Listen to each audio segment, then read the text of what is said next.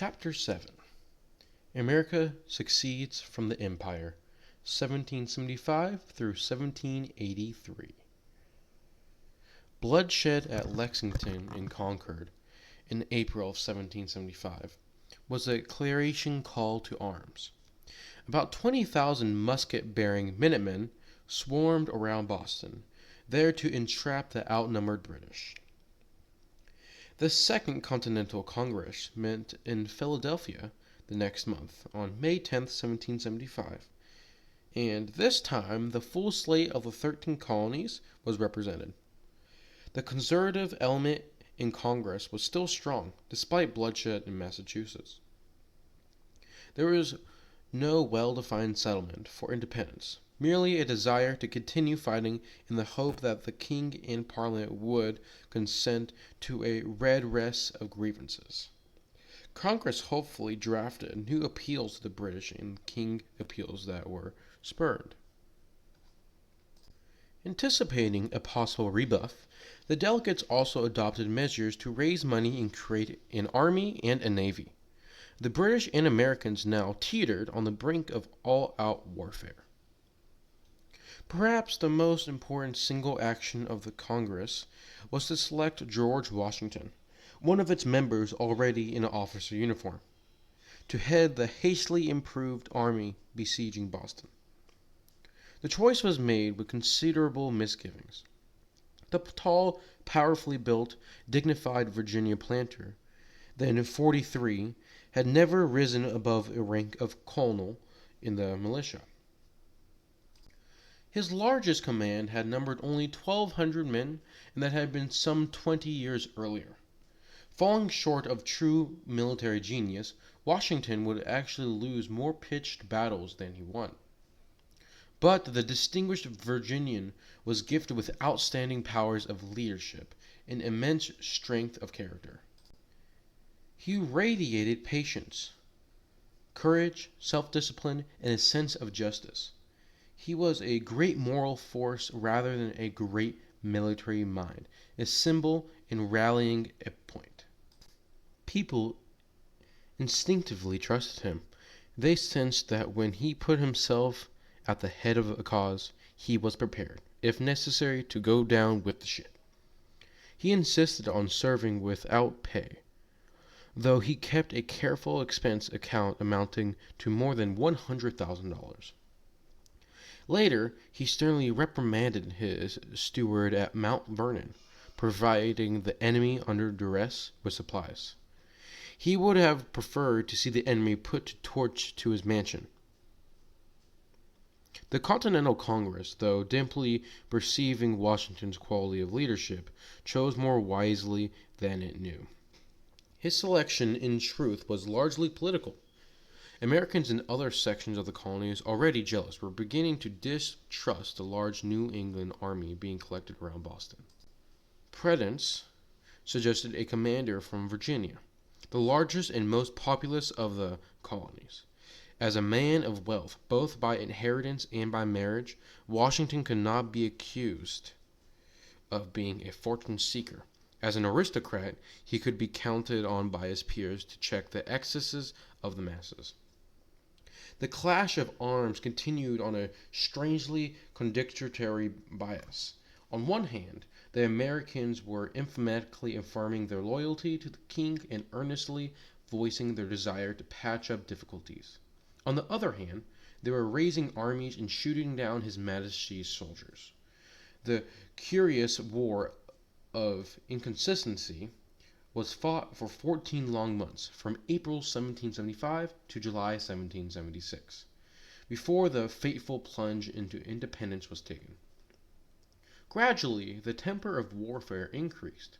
In May 1775, a tiny American force under Ethan Allen and Benedict Arnold surprised and captured the British garrisons at Ticonderoga and Crown Point, on the scenic lakes of upper New York. A priceless store of gunpowder and artillery for the siege of Boston was thus secured. In 1775, the colonists seized a hill, now known as Bunker Hill, actually Breed's Hill, from what they menaced the enemy, the Boston. The British, instead of cutting off the retreat of their foes by flanking them, blundered bloodily when they launched a frontal attack with 3,000 men.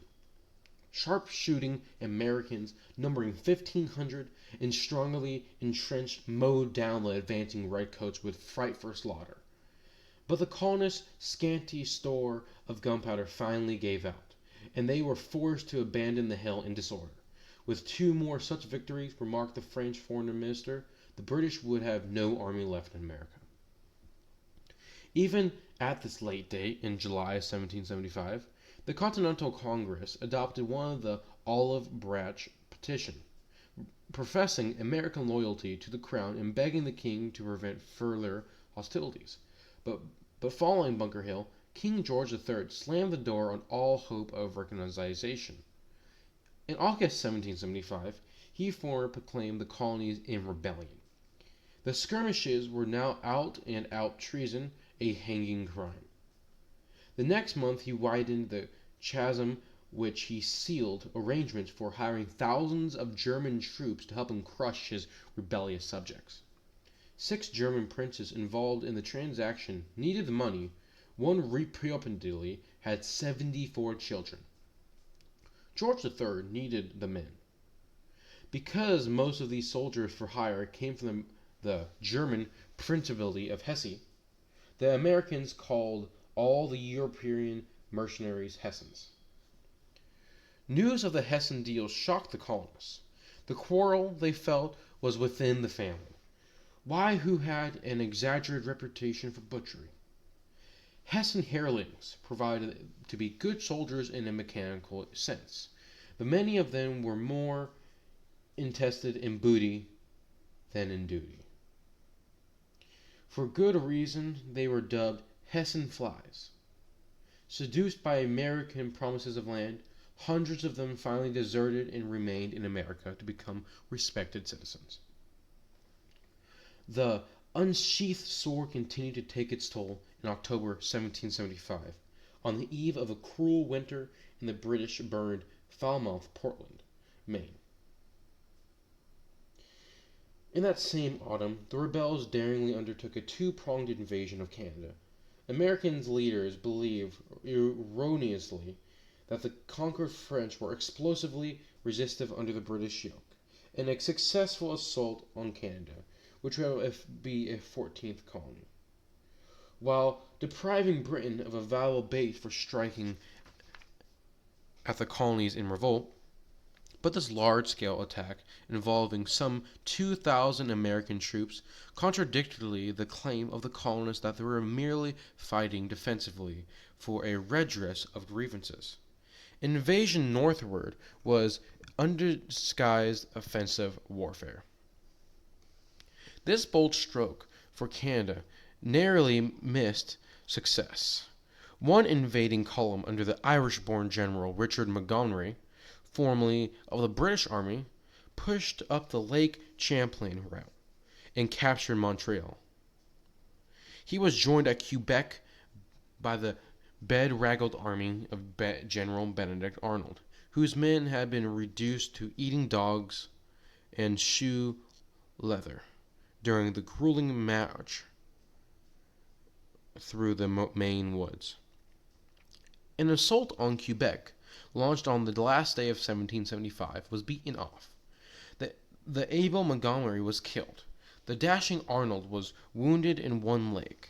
Scattered remnants under his command retreated up the St. Lawrence River, reversing the way Montgomery had come. French-Canadian leaders, who had been generously treated by the British in the Quebec Act of 1774, showed no real desire to welcome the plundering anti-Catholic invaders. Bitter fighting persisted in the colonies, though most Americans contributed to disclaim a desire for independence. In January 1776, the British set fire to the Virginia town of Norfolk. In March, the British were finally forced to evacuate Boston, taking with them leading friends of the king. Evacuation Day is still celebrated annually in Boston. In the South, The rebellious colonists won two victories in 1776, one in February against some 1,500 Loyalists at Moore's Creek Bridge in North Carolina, and the other in June against an invading British fleet in Charleston Harbor. Why did the Americans continue to deny any intervention of independence? Loyalty to the empire was deeply ingrained.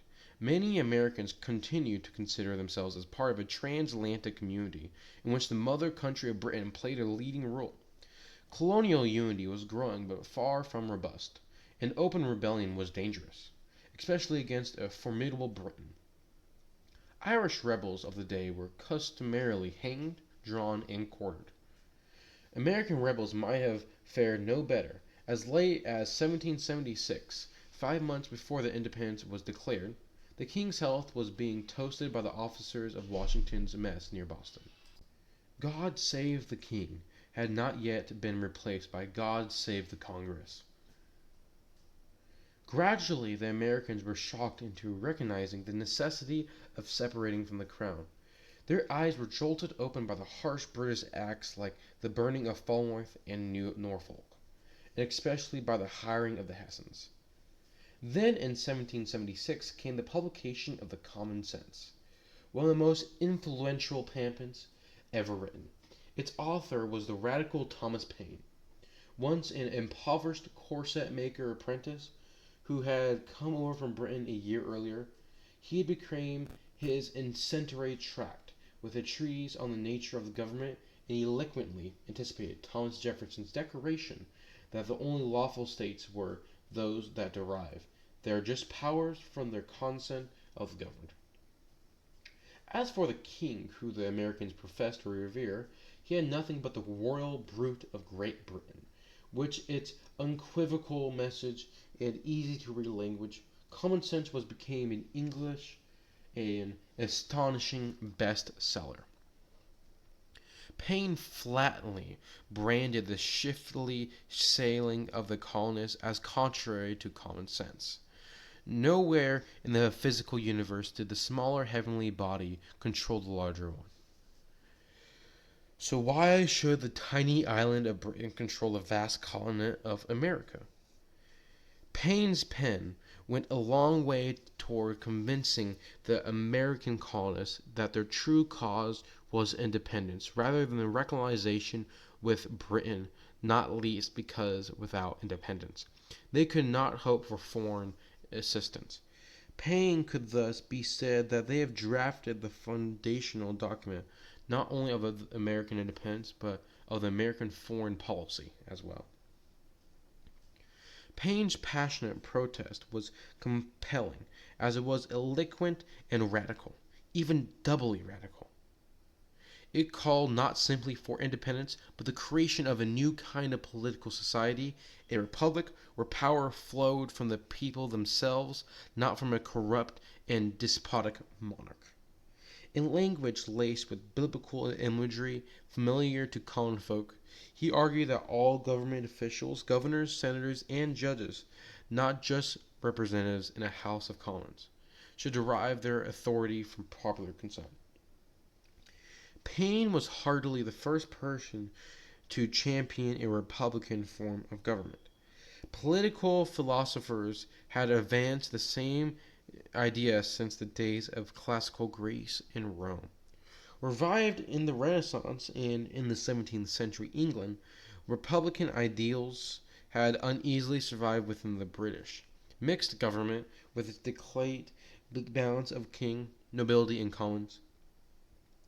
Republicanism particularly appealed to British politicians, critical of excess power in the hands of a king of his advisors. Their writings found a response audience among the American colonists, who interpreted the vengeful royal acts of the previous decade as a part of the monarchical conspiracy to strip them of their liberties as British subjects.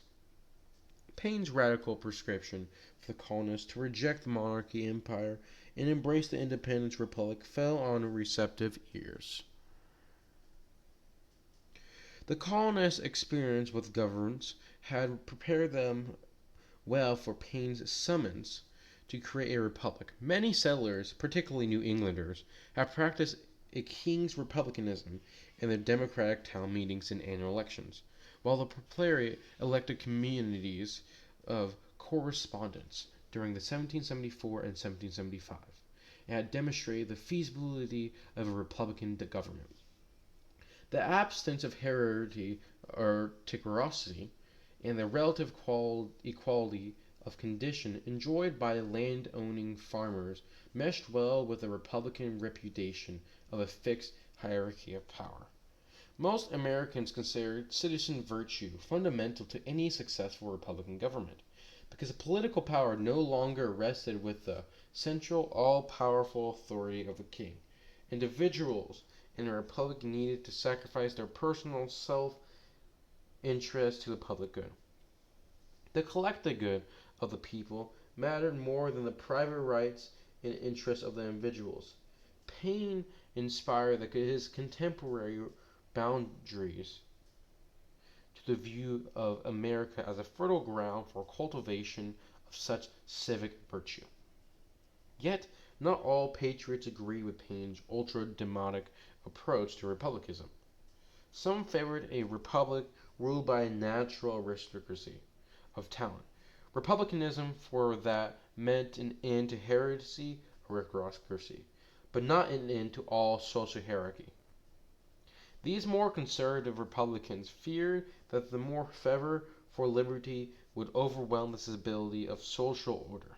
They watched with trepidation as the lower orders of society, poor farmers, tenants, and laboring classes of towns and cities, seemed to embrace a kind of runaway republicanism that amounted to radical leveling.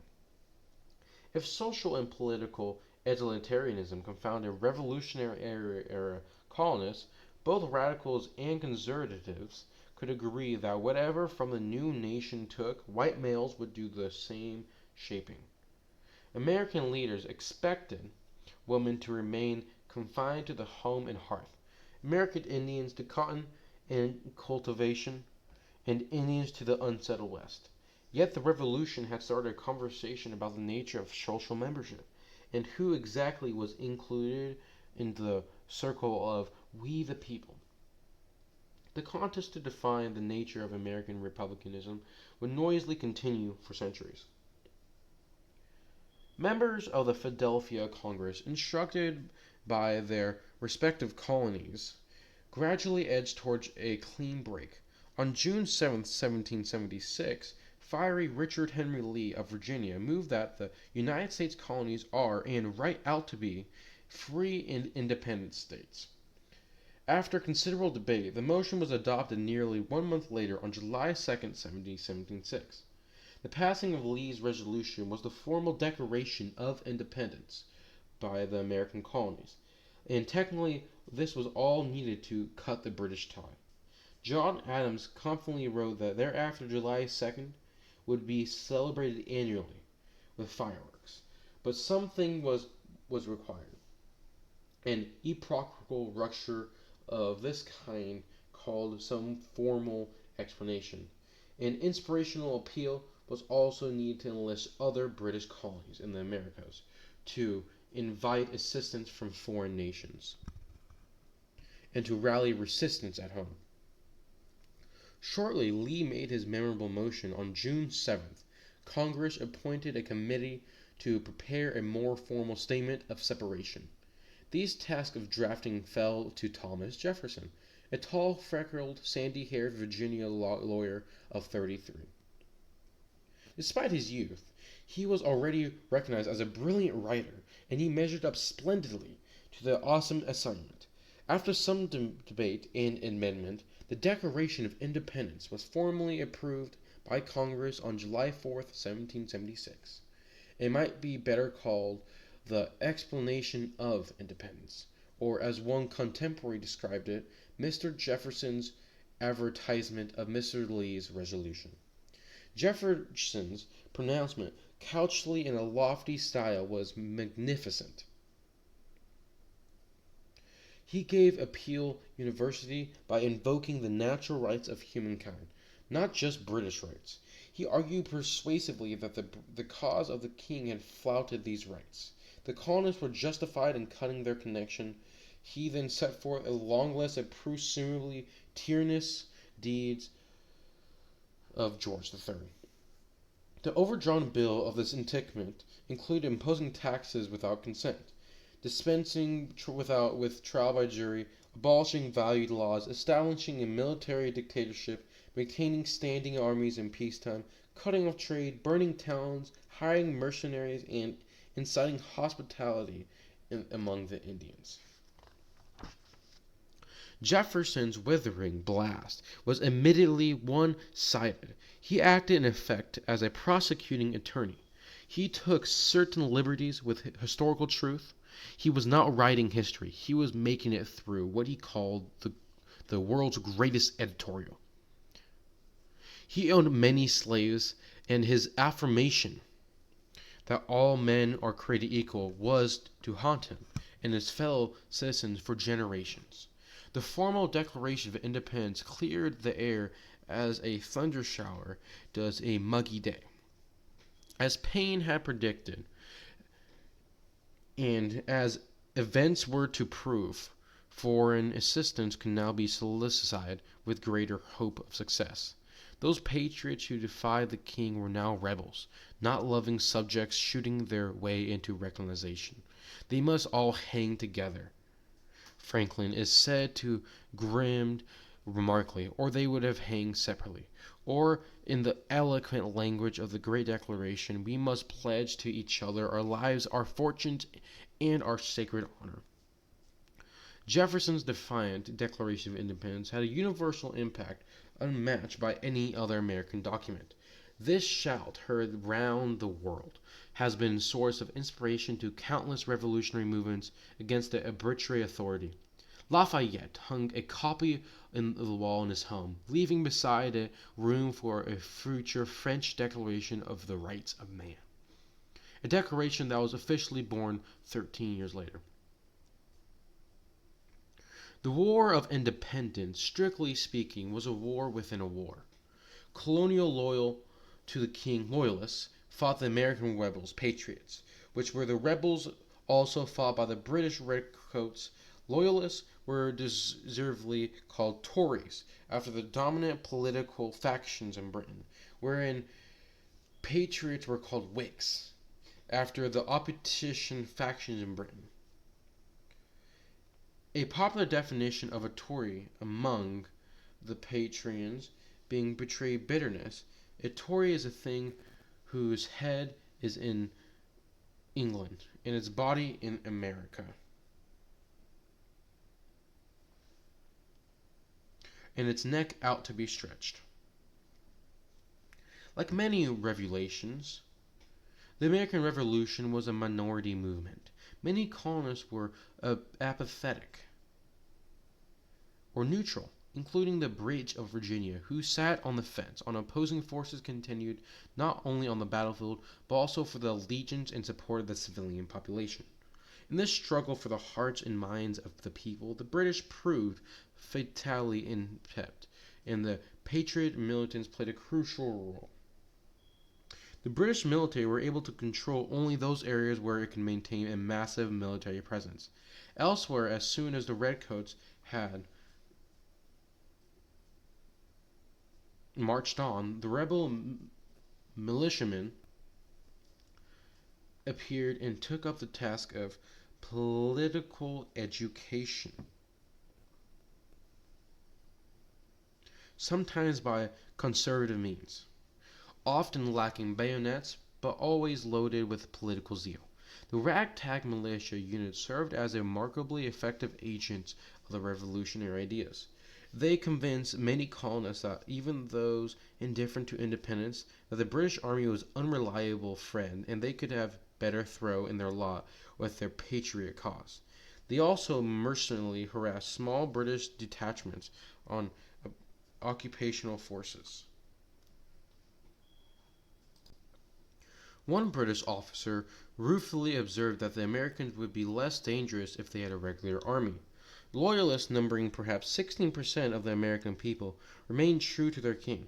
For many Loyalists, fidelity was not simply an adherence to political tradition, but a defense of their current political rights, as well as their oppressors, against the uncertain future. Families often split over the issue of independence. Benjamin Franklin supported the Patriot side, whereas his handsome and illegitimate son, William Franklin, the last royal governor of New Jersey, upheld the Loyalist cause.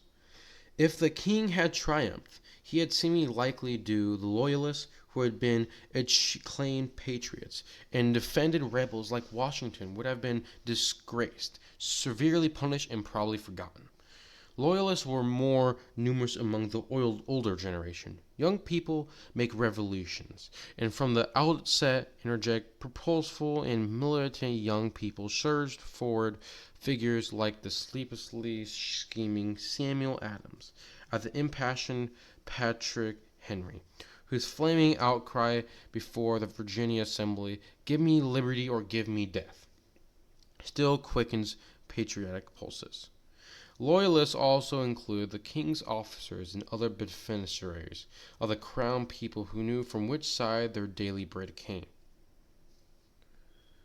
The same was generally true of the Anglican clergy and the large portion of their congregations, all of whom had long been taught submission to the king. Usually the Loyalists were most numerous where the Anglican Church was strongest. A notable exception was Virginia, where the debt-burdened Anglican aristocrats flocked into the rebel camp.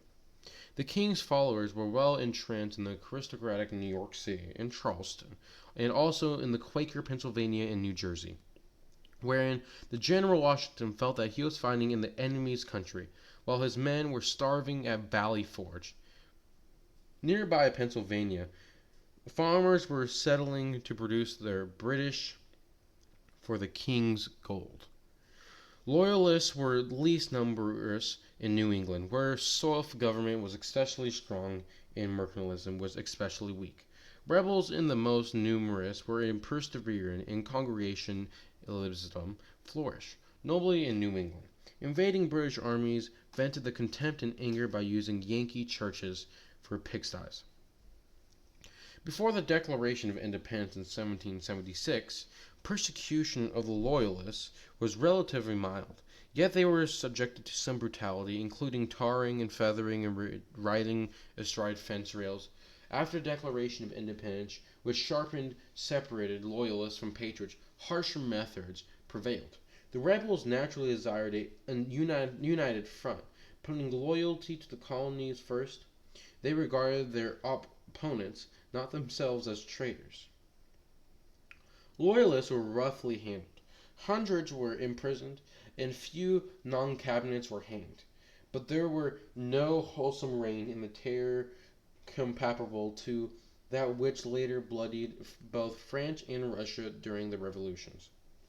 About 80,000 loyal supporters of George III were driven out or fled, but several hundred or so of the mild loyalists were permitted to stay.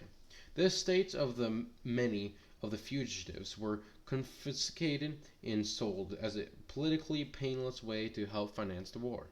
But confiscation often worked great hardship, as for example, when two aristocratic women were forced to leave their former chicken house for leaning toyward, some 50,000 loyalist volunteers at one time or another bore arms for the British. They also helped the king's cause by serving as spies, negotiating with the Indian nations, and compelling some patriot soldiers to stay home and protect their families. Ignorant loyalists had their hearts in their cause. A major blunder for the haughty British was not to make full use of fighting. With Boston evacuated in March of 1776, the British concentrated on New York as a base of operations. Here was a splendid seaport centrally located where the king could count on cooperation from the numerous loyalists. An awe-inspiring British fleet appeared off the New York in July 1776. It consisted of some 500 ships and 35,000 men, the largest armed force seen in America until the Civil War. General Washington, dangerously outnumbered, could muster only 18,000 ill-trained troops when it met the crack of the army of the invader. Disaster fell on the Americans in the summer of fall of 1776. Outgeneraled and outmaneuvered, they were routed at Battle of Long Island, where panic seized the raw recruits by the narrowest of margins, and thanks to the favoring wind and fog, Washington escaped to Manhattan Island. Retreating northward, he crossed the Hudson River to New Jersey and finally reached the Delaware River with the British close at his heels. Finally, enemy burglars sounded the fox hunting call so familiar to Virginians of Washington's day. The Patriots' cause was a low ebb when the rebels' remnant flossed across the river, leaving New York City in the British hands for the rest of the war. The wonder is that Washington's advisory, General William Howe, did not speedily crush the demoralized American forces, but he well remembered the horrible slaughter at Bunker Hill, where he had commanded the country's rough supplies with slow incoming, and a professional soldier. Howe did not relish the rigors of winter campaigning. He evidently found them more agreeable in the bedtime company of his mistress, the wife of one of his subordinates, and a scandal which American satirists had a good deal of ribald fun. Washington, who was now almost counted out, stealthily recrossed the ice-clogged Delaware River at Trenton on December 26, 1776. He surprised and captured 1,000 Hessians who were sleeping off the effects of the Christian celebration. A week later, leaving his campfires burning as a ruse, he slipped away and inflicted a sharp defeat on a smaller British detachment on Princeton. This brilliant New Jersey campaign, crowned by these two saving victories, revealed Old Fox Washington as the military best. In 1776, London officials adopted the intricate scheme for capturing the vital Hudson River Valley. If successful, the British would never sever New England from the rest of the states and paralyze the American cause. The main invading force, under an actor, playwright, soldier, General Gentleman Johnny Burgoyne, would push down the Lake Champlain route from Canada. General Hull's troops in New York, if needed, could advance up the Hudson River to meet the brigade near Albany. A third and much smaller British force, commanded by Colonel Barry St. Leger, would come in from the west by the Lake Ontario and the Mohawk Valley. British planters did not reckon with General Benedict Arnold after his repulse in Quebec in 1775. He had retreated slowly along the St. Lawrence River back to the Lake Champlain area. By heroic efforts keeping an army in the field, the British had pursued his tattered force to Lake Champlain in 1776. But by then they could not move farther south, as they had won control of the lake, which, in the absence of roads, was indispensable for carrying their supplies. While the British stopped to construct a sizable fleet, the tireless Arnold assembled and fitted out every floatable vessel. His tiny flotilla was finally destroyed after desperate fighting, but time, if not the battle, had been won. Winter was descending, and the British were forced to retire to Canada. General Burgoyne began his fateful invasion of the following year with 7,000 regular troops. He was encumbered by a heavy baggage train and a considerable number of women, many whom were wives of his officers. Progress was painfully slow, for a sweaty axeman had to chop a path through the forest, while American militia men began to gather like hornets on Burgoyne's flanks. General Howe, meanwhile, rather than march to ward Burgoyne in the Hudson River Valley, instead embarked with the main British army for an attack on Philadelphia, the rebel capital. As scholars now know, he wanted to force a general engagement with Washington's army and destroy it, and leave the path wide open for Burgoyne's thrust. Howe apparently assumed that he had ample time to assist Burgoyne indirectly should he be needed. General Washington, keeping a wary eye on the British in New York, hastily transferred his army to the vicinity of Philadelphia. There, late in 1777, he was defeated in two pitched battles at Brandywine Creek and Germantown. Pleasure-loving General Howe then settled down comfortably in the lively capital, leaving the Burgundy to flounder through the wild upper New York. Benjamin Franklin, recently sent to Paris as an envoy, jested that Howe had not captured Philadelphia, but that Philadelphia had captured Howe. Washington finally retired to winter quarters at Valley Forge, a strong hilly position some 20 miles northwest of Philadelphia. Therein his frostbitten and hungry men were short of about everything except misery. This rabble was nevertheless whipped into a professional army by the recently arrived Prussian drill master, the profane but patient Baron von Steuben. Burgoyne, meanwhile, had begun down north in Albany, while a host of American militiamen, sensing the kill, was swarmed about him. Incensed of sharp engagement with General Arnold was shot in the leg, the British army was trapped. Meanwhile, the Americans have driven back to St. Leger's force in Oricknessie. Americans have driven back to St. Leger, unable to advance the retreat. Burgoyne was forced to surrender his entire command at Saratoga in October 17, 1777, to the American General Horatio Gates. Saratoga ranks high among the decisive battles of both American and world history. The victory immensely revived the flattering colonial cause. Even more important, it made possible the urgency needed for foreign aid from France, which in turn helped ensure American independence. France, thirsting for revenge against Britain, was eager to inflame the quarrel that had broken out in America. Stripped of its North American colonies, Britain would presumably cease to be a front-rank power. France might then regain its former position in prestige, the which in the recent 7 Years' Wars rankled deeply for their part. The American revolutionaries badly needed help in their struggle to throw off British yoke. The stage seemed set for the embattled new nation to make its diplomatic debut by settling an alliance with France and the common British foe.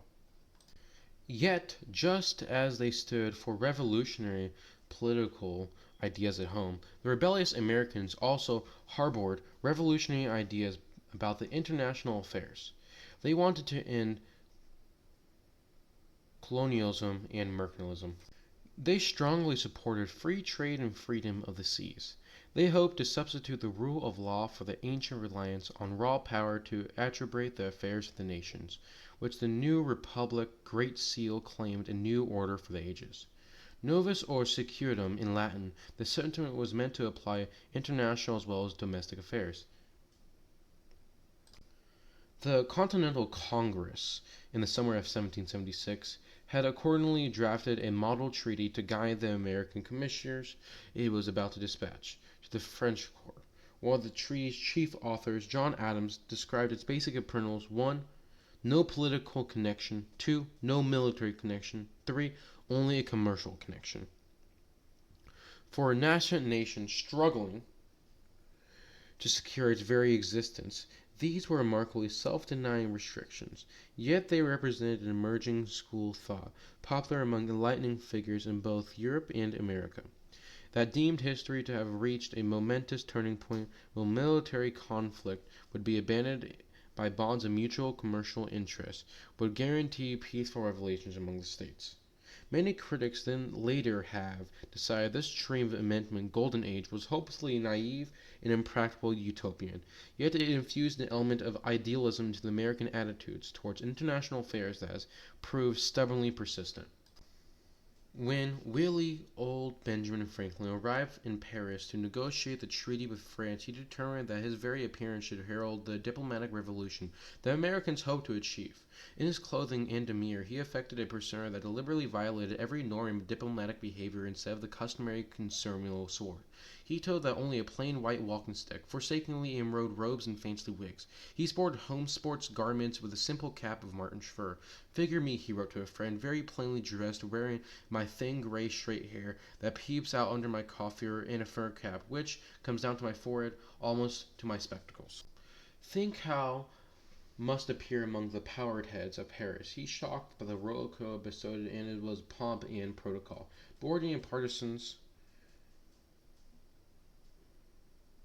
adored him as a specimen of the new diplomatic social order, and devoid of pretense and ornament, with Franklin embraced and kissed the former French philosopher Voltaire in a Paris theater.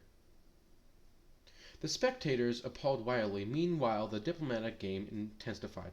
After the mutilation of Saratoga in 1777, the British Parliament blatantly passed a measure that in fact offended the Americans' home rule within the empire. This was essentially all that the colonials had ever asked for, except independence. If the French were going to break up the British Empire, they would have to bestir themselves. Franklin now played skillfully on the French fears of Anglo-American recolonization. On February 6th, France offered the Americans a treaty of alliance. The treaty with France constituted an official recognition of the Americans' independence and lent powerful military heft to the patriot cause. Both allies bound themselves to wage war until the United States had fully secured its freedom from both, agreed to the terms with the common enemy. With those pledges, the American Revolutionary War became a world war. England and France thus came to blows in 1778, and the shot fired at Lexington rapidly widened into a global conflagration. Spain entered the fray against Britain in 1779, as did Holland.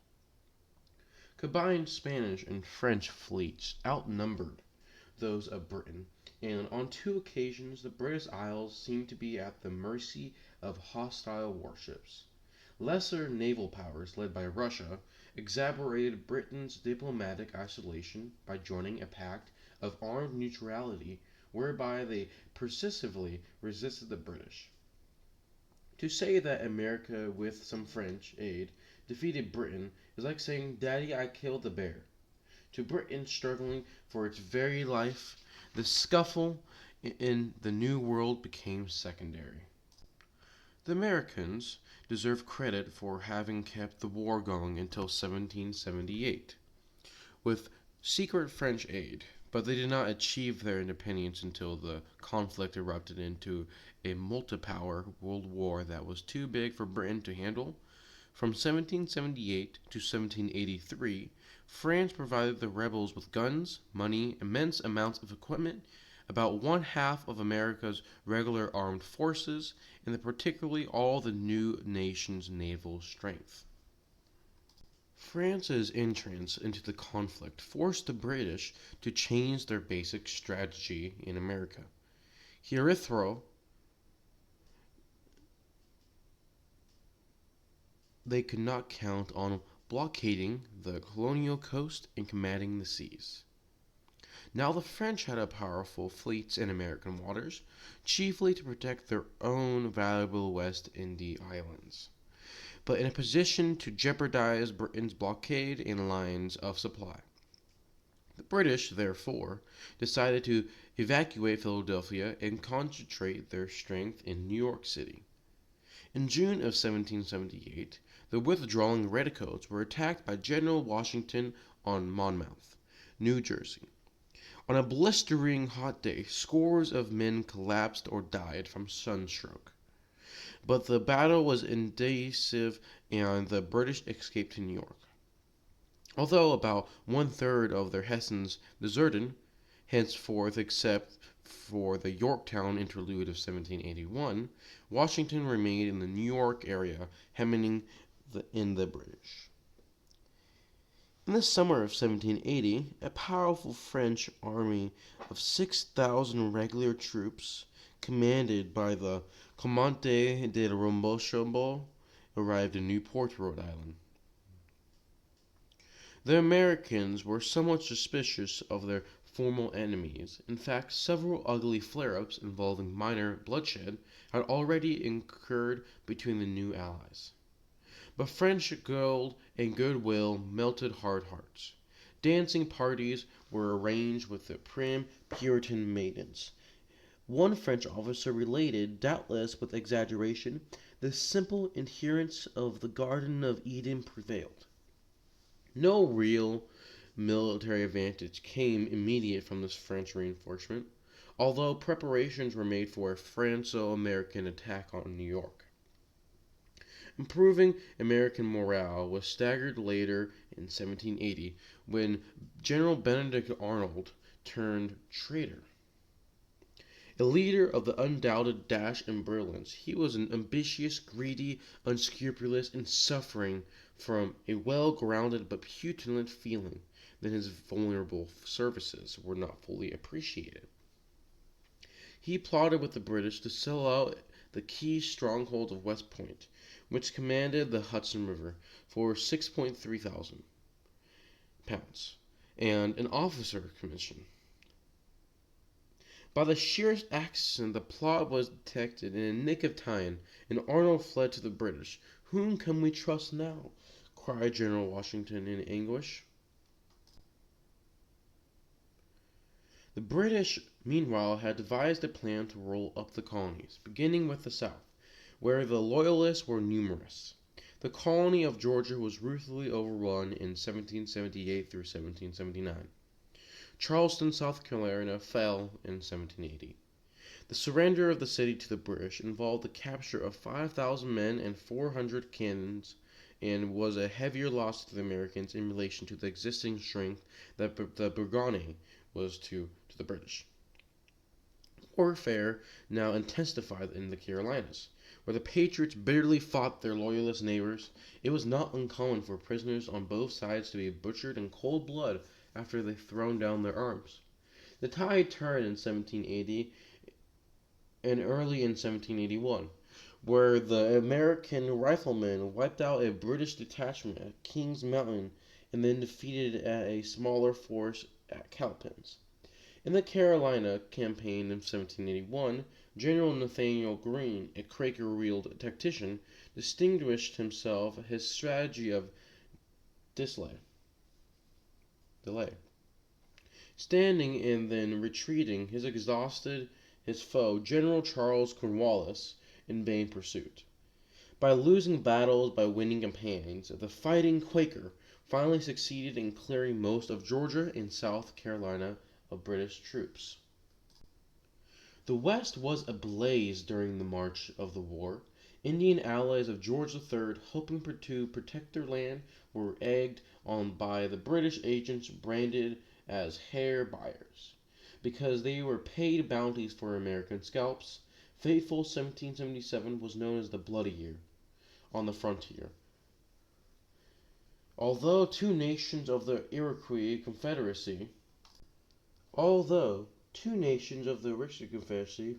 Oneidas and the Cheroksees, sided with the Americans, and Sikhs, Mohawks, Quags, and the Onondagas joined the British. They were urged on by Mohawk chief Joseph Brant to convert to Anglicanism, who people believed without no reason. The victorious Britain would restrain American expansion into the West. Brant and British ravaged large areas of black country, Pennsylvania and New York, until checked by an American force in 1779. In 1784, the pro-British aristocracy were forced to sign the Treaty of Fort Sandwich. The treaty between the United States and the aristocracies. Under its terms, the Indians ceded most of their land. Yet, even in wartime, the human tide of westward moving pioneers did not halt its flow. Eloquent testimony is providing its place names in Kentucky, such as Lexington, named after the battle, and Louisville, named after America's new ally, Louis XVI. In the wild Illinois country, the British were especially vulnerable to attack, for they held only scattered posts that had captured by the French. An audacious frontiersman, George Rogers Clark, conceived the idea of seizing these forts by surprise. In 1778 through 1779, he floated down the Ohio River with about 175 men and captured in quick succession the forts Kaskaskia, Cohonaca, and Vicinis. Clark's admirers have argued, without positive proof, that his success forced the British to cede the recognition north of Ohio River to the United States at the peace table in Paris. America's infant navy had meanwhile been laying the foundations of a brilliant tradition. The naval establishment consisted only of a handful of nondescript ships, commanded by daring officers, the most famous of whom was hard-fighting young Scotsman John Paul Jones. As events turned out, this tiny naval force never made a real dent in thunderous fleets. Its chief contribution was destroying British merchant shipping and thus carrying the war into the waters around the British Isles. More numerous and damaging than the ships of regular American Navy were swift privateers. These craft were privately owned armed ships, legalized pirates in a sense, specifically authorized by Congress to prey on enemy shipping. Although over 1,000 American privateers, responding to the call of patriotism and profit, sailed forth with about 70,000 men, sailors of fortune, they captured some 600 British prizes, while British warships captured about as many American merchantmen and privateers. Privateering was not an unalloyed asset. It had an unfortunate effect of diverting manpower from the main war effort and involving Americans in speculation and graft. But the privateers brought in urgently needed gold, harassed the enemy, and raised American morale by providing victories at a time when succeeded were few. British shipping was so badly riddled by privateers and by the regular American Navy that insurance rates skyrocketed. Merchant ships were compelled to sail in convoy, and British shippers and manufacturers brought to increase pressure on Parliament to end the war on honorable terms. One of the darkest periods of the war was 1780 to 1781. Before the last decisive victory, inflation of the currency continued at full gallop. The government, virtually bankrupt, declared that it would repay many of its debts at the rate of only 2.5 cents on the dollar. Despair prevailed, that sense of unity withered, and mutinous sentiments infected the army. Meanwhile, the British general Cornwallis was blundering into a trap. After futile operations in Virginia, he had fallen back to Chesapeake Bay at Yorktown to await seaborne supplies and reinforcements. He assumed Britain would continue to control the sea, but these few fateful weeks happened to be one of the brief periods during the war when the British naval superiority slipped away. The French were now prepared to cooperate energetically in a brilliant stroke. Edmond de Grasse, operating a powerful fleet in the West Indies, advised the Americans that he would be free to join them in an assault in Cornwallis and Yorktown. Quick to seize this opportunity, George Washington made a swift march of more than 300 miles to the Chesapeake from New York area. Accompanied by Rochambeau's French army, Washington besieged the British by land, while de Grasse blockaded them by sea after beating them off a British fleet. Completely cornered, Cornwallis surrendered his entire force of 7,000 men on October 19, 1781. As a band appropriately played, the world turned upside down. The triumph was no less than American. The French provided essentially all the sea power and about half of the regular troops in the besieging army of 16,000 men. Stunned by the news of the disaster, Prime Minister Lord North cried, "Oh God, it's all over, it's all over." But it was not.